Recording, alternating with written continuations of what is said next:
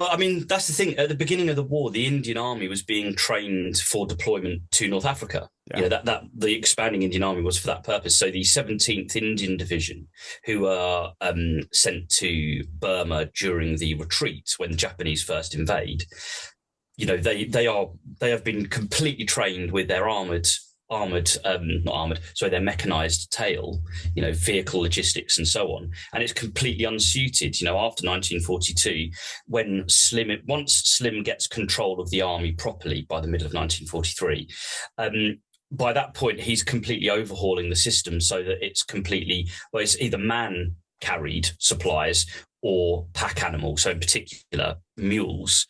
That's how they're doing the logistical service, because it's just in the jungles of southern and also northern Burma and the border with India, you know, the frontier region between India and Burma. It's just geographically completely unsuited to vehicle logistics. And so they get rid of it.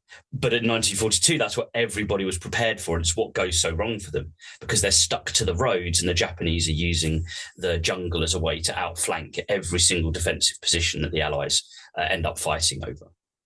Yes, and of course, in the early phase of the Pacific War, so 6 months in, the overwhelming success of the Japanese Imperial Army, especially in Southeast Asia, it builds this kind of image of the superhuman Japanese jungle night fighter.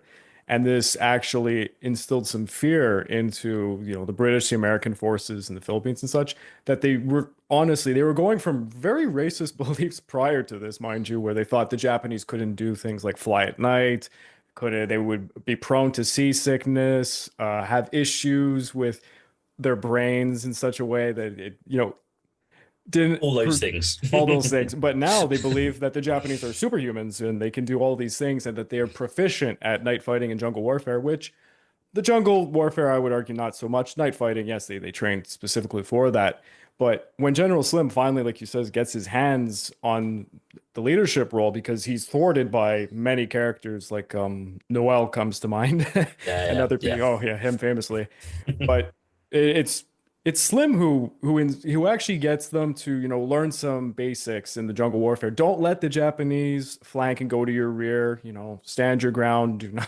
Don't rout right away in a lot of ways. But yeah, he really was the guy that kind of strung everybody together and gave him that punch.